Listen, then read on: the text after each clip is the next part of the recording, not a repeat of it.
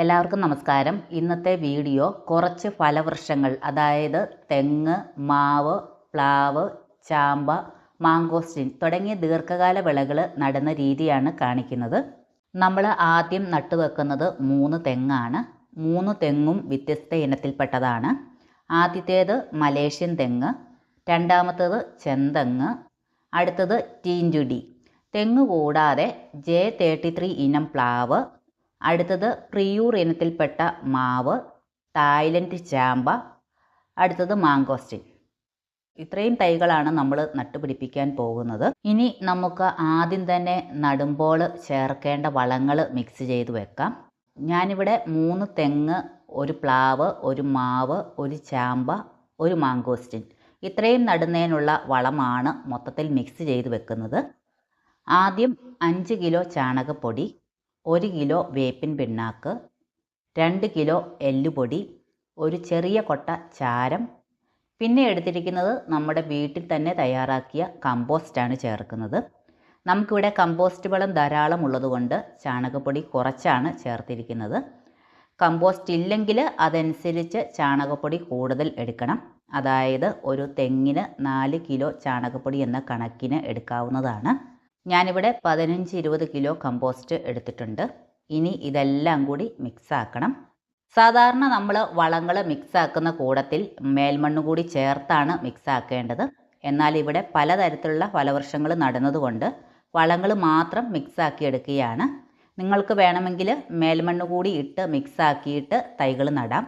ഞാനിവിടെ കുഴിയിലേക്ക് വളം ഇട്ടതിന് ശേഷം മേൽമണ്ണും കൂടി ചേർത്ത് അവിടെ വെച്ച് മിക്സാക്കിയിട്ടാണ് തൈകൾ നടുന്നത്. ഇപ്പോൾ നമ്മുടെ വളത്തിൻ്റെ മിക്സ് റെഡി ആയിട്ടുണ്ട്. ഈ ഒരു ഏരിയയിലാണ് ഇതൊക്കെ വെക്കാൻ ഉദ്ദേശിക്കുന്നത്. നമ്മൾ ആദ്യം നട്ടുവെക്കുന്നത് തെങ്ങാണ്. അപ്പോൾ തെങ്ങിനുള്ള കുഴികൾ എടുത്തിരിക്കുന്നത് JCB കൊണ്ടാണ്. 1 മീറ്റർ വീതം നീളവും വീതിയും താഴ്ചയുമുള്ള കുഴികളാണ് എടുത്തിരിക്കുന്നത്. അതുപോലെ ഒന്നിലധികം തെങ്ങുകൾ വെക്കുന്നുണ്ടെങ്കിൽ തൈകൾ തമ്മിൽ ഏകദേശം ഒരു 7.5 മീറ്റർ അഥവാ ഒരു 20-25 അടി അകലത്തിൽ വേണം ഓരോ തൈകളും നടേണ്ടത്. ഇങ്ങനെ നിശ്ചിത അകലം നൽകി നട്ടാൽ ഇതിനാവശ്യത്തിനുള്ള വെയിലും വെള്ളവും വായുവും ഒക്കെ കിട്ടുകയും ചെയ്യും. അതുവഴി നല്ല വിളവ് കിട്ടാനും സഹായിക്കും. ഇനി നമുക്ക് ആദ്യം തെങ്ങ് നട്ടു കൊടുക്കാം. തെങ്ങിന് എടുത്തിരിക്കുന്ന ഈ കുഴിയിൽ കുറച്ച് മേൽമണ്ണ് ഇട്ട് കൊടുത്തിട്ടുണ്ട് വളവുമായിട്ട് മിക്സ് ചെയ്യാനായിട്ട്. ഇതിലേക്ക് നമ്മൾ മിക്സ് ചെയ്ത് വെച്ചിരിക്കുന്ന വളം ഇട്ട് കൊടുക്കാം. എന്നിട്ട് വളവും മണ്ണും കൂടി നന്നായിട്ട് മിക്സ് ചെയ്തതിന് ശേഷം നടുക്ക് ഒരു പിള്ളക്കുഴി എടുക്കണം. പിള്ളക്കുഴി എടുത്തതിന് ശേഷം അതിലേക്ക് കുറച്ച് വളവും അല്പം മണ്ണും കൂടി മിക്സ് ചെയ്തതിന് ശേഷം നമുക്ക് ആദ്യം ചെന്തെങ്ങ് എന്ന് പറയുന്ന ഇനം തെങ്ങാണ് നടുന്നത്. ഇതിൻ്റെ പ്ലാസ്റ്റിക് കവർ വേര് പൊട്ടാതെ പൊട്ടിച്ചെടുത്തതിന് ശേഷം നമ്മൾ എടുത്ത പിള്ളക്കുഴിയിലേക്ക് തൈ വെച്ച് കൊടുക്കണം. അപ്പോൾ നമ്മൾ തൈ വെച്ചതിന് ശേഷം ചുറ്റിനും ചകിരിത്തൊണ്ട് വെച്ച് കൊടുക്കാം. ഇങ്ങനെ ചകിരിത്തൊണ്ട് വെച്ച് കൊടുത്താൽ തെങ്ങിൻ്റെ ചുവട്ടിൽ എപ്പോഴും ഈർപ്പം നിലനിർത്താൻ സാധിക്കും. കൂടാതെ ചകിരി നല്ലൊരു ജൈവവളം ആയതുകൊണ്ട് അത് മണ്ണിൽ അഴുകിച്ചേർന്ന് നമുക്ക് നന്നായി കായ്ഫലം കിട്ടുകയും ചെയ്യും. കൂടാതെ ചകിരിത്തൊണ്ട് വെക്കുന്നതിലൂടെ മണ്ണ് നല്ല ഇളക്കമുള്ളതായി മാറുകയും തെങ്ങിന് നല്ല വേരോട്ടം കിട്ടുകയും ചെയ്യുന്നത് മൂലം തെങ്ങ് പെട്ടെന്ന് വളരുകയും ചെയ്യും. അതിനുശേഷം വീണ്ടും കുറച്ച് വളവും കൂടി ചകിരിത്തൊണ്ടിൻ്റെ മീതെ കൂടി ഇട്ട് കൊടുക്കണം. ഇങ്ങനെ ഇട്ട് കൊടുക്കുന്നത് വഴി ഈ ചകിരിത്തൊണ്ടിൻ്റെ വിടവിൽ കൂടി വളം കുറേശ്ശെ ഇറങ്ങി ഇതിന് തന്നെ വളമായി മാറും. അതിനുശേഷം കുറച്ച് മണ്ണ് വെട്ടി മൂടിയതിന് ശേഷം ഒരു 1/2 കിലോ കല്ലുപ്പ് കൂടി ചുറ്റിനിട്ട് കൊടുക്കണം. തെങ്ങിൻ തൈ നടുമ്പോൾ തന്നെ മസ്റ്റായിട്ട് ചേർക്കേണ്ട ഒന്നാണ് കല്ലുപ്പ്. തെങ്ങിന് നല്ല കായ്ഫലം ഉണ്ടാകാനും തെങ്ങിന് നല്ല വളർച്ച ഉണ്ടാകാനും മണ്ണിലെ ജലാംശം നഷ്ടപ്പെടാതെ ഇരിക്കാനും നല്ല കട്ടിയായിട്ട് കിടക്കുന്ന മണ്ണിനെ അയവുള്ളതാക്കി മാറ്റി വേരോട്ടം വർദ്ധിപ്പിക്കാനും കല്ലുപ്പിന് സാധിക്കും. കൂടാതെ കല്ലുപ്പിടുന്നത് മൂലം കീടബാധയും ചിതലും പുഴുവിൻ്റെ ശല്യവും ഒക്കെ തെങ്ങിനെ ആക്രമിച്ചാൽ പെട്ടെന്ന് തടയാൻ ഈ മണ്ണിന് സാധിക്കും. തെങ്ങിൻ്റെ ചുവട്ടിൽ തട്ടാതെ വേണം കല്ലുപ്പ് ഇട്ട് കൊടുക്കാൻ. ഇനി ഇതിനു മീതെ കുറച്ച് മേൽമണ്ണ് കൂടി ഇട്ട് മൂടിക്കൊടുക്കണം. ഇനി നല്ല രീതിയിൽ പൊതയിട്ട് കൊടുക്കണം. അതിനായിട്ട് കരികിലയും പച്ചിലകളും ഒക്കെ ധാരാളം ഇട്ട് കൊടുക്കണം. ഇതേ രീതിയിൽ അടുത്ത തെങ്ങും നടുന്നത്. ഇത് മലേഷ്യൻ തെങ്ങാണ്. ആദ്യം തന്നെ കുഴിയിൽ മേൽമണ്ണും വളത്തിൻ്റെ മിക്സും കൂടി ഇട്ട് യോജിപ്പിച്ചതിന് ശേഷം അതിൻ്റെ നടുക്കൊരു പിള്ളക്കുഴി എടുത്തിട്ട് അതിലേക്ക് കുറച്ച് വളവും മണ്ണും കൂടി മിക്സാക്കിയതിന് ശേഷം ആ പിള്ളക്കുഴിയിൽ തെങ്ങിൻ തൈ വെച്ചതിന് ശേഷം ചുറ്റിനും ചകിരിത്തൊണ്ട് വെക്കുക. ചകിരിയുടെ ലഭ്യതയനുസരിച്ച് കൂടുതൽ വേണമെങ്കിലും വെച്ച് കൊടുക്കാം. അതിനു മീതെ വീണ്ടും കുറച്ച് വളവും കൂടി ഇട്ട് കൊടുക്കാം. അതിനുശേഷം കുറച്ച് കല്ലുപ്പും ഇട്ട് കൊടുത്തതിന് ശേഷം മണ്ണിട്ട് മൂടുക. ഈ കാണുന്ന തേങ്ങയുടെ ഏറ്റവും മുകൾ ഭാഗം മണ്ണിട്ട് മൂടരുത്. അതിന് താഴെ നിൽക്കുന്ന രീതിയിൽ വേണം മണ്ണിട്ട് കൊടുക്കാൻ. അതായത് തൈയുടെ കണ്ണാടി ഭാഗത്ത് മണ്ണ് വീണാൽ തൈകൾ നശിച്ചു പോകും. അതിനുശേഷം നമുക്ക് നന്നായി പച്ചിലകളും കരികിലയും ഒക്കെ ഇട്ട് പൊതയിട്ട് കൊടുത്തതിന് ശേഷം നന്നായിട്ട് നനച്ച് കൊടുക്കണം. ഇതേ രീതിയിലാണ് TNGD തെങ്ങും നടുന്നത്. അതിൻ്റെ വീഡിയോ അതുകൊണ്ട് എടുത്തിട്ടില്ല. ഇനി നമുക്ക് അടുത്ത ഫലവൃക്ഷമായ പ്ലാവ് നട്ടുകൊടുക്കാം. നന്നായിട്ട് ഉറഞ്ഞു കിടക്കുന്ന മണ്ണാണെങ്കിൽ ഒരടി വീതം നീളവും വീതിയും ആഴവുമുള്ള കുഴികൾ വരുന്ന രീതിയിൽ ഇതുപോലെ എടുക്കണം. ഈ കുഴിച്ചെടുത്ത മണ്ണും വളവും കൂടി കുറേശ്ശെ ഞാൻ കുഴിയിലിട്ട് മിക്സാക്കിയതിന് ശേഷം ആ കുഴി നികക്കെ മൂടിക്കൊടുത്തു. നിങ്ങൾക്ക് വേണമെങ്കിൽ മണ്ണും വളവും കൂടി ഒന്നിച്ച് മിക്സാക്കിയതിന് ശേഷം ഈ കുഴിയിലേക്ക് ഇട്ട് നികക്കെ മൂടിക്കൊടുത്താലും മതി. അതിനുശേഷം അതിൻ്റെ നടുക്ക് വീണ്ടും ചെറിയൊരു പിള്ളക്കുഴി എടുത്തിട്ട്, അതായത് ഞാനിതിൽ പ്ലാവിൻ തൈയാണ് വെക്കുന്നത്, ആ ഒരു തൈയുടെ മണ്ണ് ഭാഗം എടുത്ത പിള്ളക്കുഴിയുടെ നികക്കെ വരുന്ന രീതിയിൽ വെച്ച് കൊടുക്കുക. അതായത് ഈ ഇരിക്കുന്ന തൈയുടെ മണ്ണിൻ്റെ ഉപരിതലത്തിലെ മണ്ണിൻ്റെ ലെവലും തറയിലെ മണ്ണിൻ്റെ ലെവലും ഒരുപോലെ നികക്കെയായിരിക്കണം. കാരണം തൈയുടെ ബഡ് ചെയ്ത ഭാഗം മണ്ണിൽ ഇറങ്ങിപ്പോയിട്ടുണ്ടെങ്കിൽ കായ്ഫലം കിട്ടിത്തുടങ്ങാൻ താമസം വരും. ചിലപ്പോൾ ഇത് ഉണങ്ങിപ്പോകാനും സാധ്യതയുണ്ട്. പിന്നെ ശ്രദ്ധിക്കേണ്ട ഒരു കാര്യം, പ്ലാവിൻ്റെ ബഡ് ചെയ്ത ഭാഗം വടക്കോട്ട് തിരിച്ച് നട്ടുകൊടുത്താൽ അധികമായിട്ടുള്ള വെയിൽ തട്ടി തൈ ഉണങ്ങിപ്പോകാതെ ഇരിക്കും. കേരളത്തിൽ ഏറ്റവും പ്രചാരമുള്ള മലേഷ്യൻ പ്ലാവിനം J33 ഇനമാണിത്. ഇത് 3-ാം വർഷം കായ്ച്ചു തുടങ്ങും. ബാക്കി മാവും ചാമ്പയൊക്കെ വെക്കാൻ വേണ്ടിയിട്ട് ഒരുപാട് വലിപ്പത്തിലുള്ള കുഴികൾ എടുക്കുന്നില്ല. ഇതുപോലത്തെ ചെറിയ കുഴികളാണ് എടുക്കുന്നത്. കാരണം ഇവിടെ മണ്ണിട്ട് പൊക്കിയെടുത്തിരിക്കുന്ന സ്ഥലമാണിത്. ഈ തൈകൾ വെക്കുന്നതിൻ്റെ തലേ ദിവസമാണ് മണ്ണ് നിരത്തിയത്. അതുകൊണ്ട് തന്നെ മണ്ണിന് നല്ല ഇളക്കമുള്ളത് കൊണ്ട് ഒരുപാട് വലിപ്പത്തിലുള്ള കുഴികൾ എടുക്കുന്നില്ല.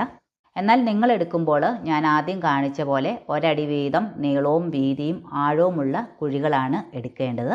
ഇനി അടുത്തത് മാവും തൈയാണ് നട്ടുകൊടുക്കുന്നത്. ആദ്യം ഈ കുഴിയിലേക്ക് കുറച്ച് വളം ഇട്ട് കൊടുത്തതിന് ശേഷം അതിനുള്ളിലെ കുറച്ച് മേൽമണ്ണ് ഇട്ട് കൊടുത്തിട്ടുണ്ട്. അതുമായിട്ട് മിക്സ് ചെയ്യണം. അതിനുശേഷം നമുക്ക് മാവും തൈ ഇറക്കി വെക്കാം. തൈയുടെ മണ്ണ് ഭാഗം എടുത്ത കുഴിയുടെ നികക്കെ വരുന്ന രീതിയിൽ വെച്ച് കൊടുത്തതിന് ശേഷം നമുക്ക് മണ്ണിട്ട് മൂടിക്കൊടുക്കണം. നമ്മൾ മാവിൻ തൈ നേരെയാണ് വെച്ചിരിക്കുന്നത്. പക്ഷേ ശിഖരങ്ങൾക്ക് കുറച്ച് ചെരിവുണ്ട്. അതിനെ നേരെയാക്കാനായിട്ട് കമ്പ് നാട്ടിക്കൊടുത്താൽ മതി. ഇത് പ്രിയൂർ ഇനത്തിൽപ്പെട്ട മാവിനമാണിത്. ഈ മാവിന് പേരയ്ക്കാമാവ് എന്ന പേര് കൂടിയുണ്ട്. മലയാളികൾക്ക് ഏറ്റവും പ്രിയപ്പെട്ട മാമ്പഴമാണ് പ്രിയൂർ. ഇത് വലിയ മരമായിട്ട് പോകാത്തതിനാൽ വീട്ടുമുറ്റത്തൊക്കെ നടാൻ അനുയോജ്യമാണ് ഈ മാവ്. മുറ്റത്തിന് തണലും ഭംഗിയൊക്കെ നൽകും. കൂടാതെ ഒരു മാങ്ങ ഏകദേശം 1/2 കിലോ തൂക്കം വരുന്നതാണ്. അടുത്തത് തായ്ലൻഡ് ചാമ്പയാണ് നടുന്നത്. ഒട്ടും പൊളിയില്ലാത്ത നല്ല മധുരമുള്ള ഇനത്തിൽപ്പെട്ട ചാമ്പയാണ്. ഇത് 1.5 വർഷത്തിനുള്ളിൽ കായ്ക്കും. ഈ ചാമ്പയ്ക്കും ശിഖരത്തിന് അല്പം ചെരിവുണ്ട്. കമ്പ് നാട്ടിക്കൊടുത്തിട്ട് അധികം ബലം കൊടുക്കാതെ ചരട് ഉപയോഗിച്ച് ലൂസായിട്ട് കെട്ടിക്കൊടുക്കുക. അടുത്തത് നമ്മൾ നട്ടുകൊടുക്കുന്നത് മാങ്കോസ്റ്റിനാണ്. ഇതും നമ്മൾ മാവും ചാമ്പയൊക്കെ നട്ട അതേ രീതിക്കാണ് നട്ടുകൊടുക്കുന്നത്. തൈയുടെ പ്ലാസ്റ്റിക് കവറിൻ്റെ ഹൈറ്റിനനുസരിച്ച് ഉള്ള ഒരു കുഴി എടുക്കുക. അതിനുശേഷം ഇതിലേക്ക് ഇറക്കി വെച്ചതിന് ശേഷം മണ്ണിട്ട് മൂടിക്കൊടുക്കുക. ഇപ്പോൾ മഴക്കാലമായതുകൊണ്ട് തടവെടുക്കുന്നില്ല. നിരപ്പെ മണ്ണിട്ട് മൂടുന്നേ ഉള്ളൂ. മാങ്കോസ്റ്റിൻ ചെടികളുടെ വളർച്ച ആദ്യത്തെ 3 വർഷം വളരെ പതുക്കെയായിരിക്കും. എന്തുമാത്രം വളം ചെയ്ത് കൊടുത്താലും വർഷത്തിൽ 1-2 തളിരില മാത്രമേ ഉണ്ടാവൂ. അതുകൊണ്ട് ആവശ്യത്തിന് മാത്രം വളമിട്ട് കൊടുത്താൽ മതി. എന്നാൽ 2-3 വർഷം കഴിയുമ്പോൾ തൊട്ട് പെട്ടെന്ന് തന്നെ കൂടുതൽ ശിഖരങ്ങളൊക്കെ വന്ന് പെട്ടെന്ന് വളരാൻ തുടങ്ങും. പിന്നീട് പൂക്കളും കായ്കളും ഒക്കെ കായ്ച്ചു തുടങ്ങും. വളർച്ച ഇതിൻ്റെ പതുക്കെയാണെങ്കിലും കായ്ഫലം കിട്ടിത്തുടങ്ങിയാൽ 100 വർഷത്തിന്മേൽ വിളവ് കിട്ടും. പിന്നെ ശ്രദ്ധിക്കേണ്ട ഒരു കാര്യം, മാങ്കോസ്റ്റിൻ ചെടിക്ക് തണൽ അത്യാവശ്യമാണ്. ആദ്യത്തെ 1 വർഷമെങ്കിലും മസ്റ്റായിട്ട് തണൽ കൊടുക്കണം. അല്ലെങ്കിൽ ഇലകൾ കരിഞ്ഞു പോവുകയും വളർച്ച കുറയാനും കാരണമാകും. അധികം വെയിലില്ലാത്തടത്ത് വളരാൻ ഇഷ്ടപ്പെടുന്ന ഒരു ചെടിയാണ് മാങ്കോസ്റ്റിൻ ചെടി. ഈ ചെടിക്ക് പൊതുവെ സൺലൈറ്റ് കുറവുള്ളിടത്താണ് വിളവ് കൂടുതൽ കിട്ടുന്നത്. അതുകൊണ്ട് ഇടവേളയായിട്ട് അതായത് തെങ്ങിൻ തോപ്പിലോ മറ്റ് മരങ്ങളുള്ളിടത്തോ ഒക്കെ നട്ടുപിടിപ്പിക്കാവുന്നതാണ്. അപ്പോൾ നമ്മൾ എല്ലാം നട്ടുകൊടുത്തു. ഇനി നമുക്ക് നന്നായിട്ട് വെള്ളം ഒഴിച്ചു കൊടുക്കണം.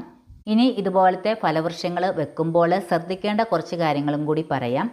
നമ്മൾ പ്രധാനമായും ശ്രദ്ധിക്കേണ്ട ഒരു കാര്യം, ഫലവൃക്ഷങ്ങൾ വെക്കുവാനുള്ള കൃഷിയിടം നല്ല നീർവാഴ്ചയുള്ള മണ്ണാണ് യോജിച്ചത്.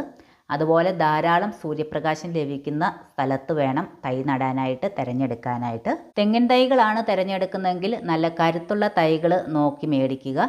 ഒരു വർഷം പ്രായമാകുന്ന തൈകളൊക്കെ 6 തൊട്ട് 8 ഓലകൾ കാണാൻ സാധിക്കും. അതുപോലെ തൈകൾ നടാനായിട്ട് ഏറ്റവും നല്ല സമയമെന്ന് വെച്ചാൽ സാധാരണയായി മെയ്, ജൂൺ, ജൂലൈ മാസങ്ങളിൽ തൈകൾ നടാം. എന്നാൽ നനച്ചു കൊടുക്കാൻ സൗകര്യമുള്ള സ്ഥലങ്ങളിലാണെങ്കിൽ, അതായത് വെള്ളത്തിന് ക്ഷാമമില്ലാത്ത പ്രദേശമാണെങ്കിൽ മഴയ്ക്ക് 1 മാസം മുമ്പായി, അതായത് മേടം 10-ന് തൈകൾ നടുകയാണെങ്കിൽ മഴയ്ക്ക് മുമ്പ് തന്നെ തൈകൾ പിടിച്ചു കിട്ടും. ഇങ്ങനെ വെച്ചാലുള്ള ഗുണമെന്ന് വെച്ചാൽ മഴക്കാലത്ത് വെള്ളക്കെട്ടുണ്ടായാൽ പോലും തൈകൾ ചീഞ്ഞു പോകാനുള്ള സാധ്യത കുറവാണ്. എന്നാൽ പൊതുവെ വെള്ളം കെട്ടി നിൽക്കുന്ന പ്രദേശമാണെങ്കിൽ മഴക്കാലം കഴിഞ്ഞ് സെപ്റ്റംബർ, ഒക്ടോബർ മാസത്തിൽ നടുന്നതാണ് ഏറ്റവും നല്ലത്. തൈത്തെങ്ങുകൾക്ക് ആദ്യത്തെ 2-3 വർഷം വരെ വളരെ ശ്രദ്ധയോടെയുള്ള പരിചരണം നൽകണം. മഴ സമയത്ത് തൈക്കുഴിയിൽ വെള്ളം കെട്ടി നിൽക്കാൻ ഇട നൽകാതിരിക്കുക. തൈയുടെ കടഭാഗത്തടയുന്ന മണ്ണ് മാറ്റിക്കളയണം. തെങ്ങിൻ്റെ ശരിയായ വളർച്ചയ്ക്കും നേരത്തെ പുഷ്പിക്കുന്നതിനും കായ്ക്കുന്നതിനും നല്ല ഉൽപ്പാദനം ലഭിക്കുന്നതിനും തൈകൾ നടുന്ന വർഷം തന്നെ വളപ്രയോഗം നടത്തണം. നട്ട് 3 മാസം കഴിഞ്ഞ് ആദ്യത്തെ വളപ്രയോഗം നടത്തണം.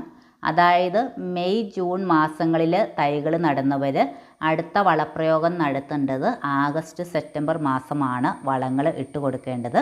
ഈ സമയത്ത് ഒരു 3.5 കിലോഗ്രാം ജൈവവളം ഇട്ട് കൊടുക്കണം.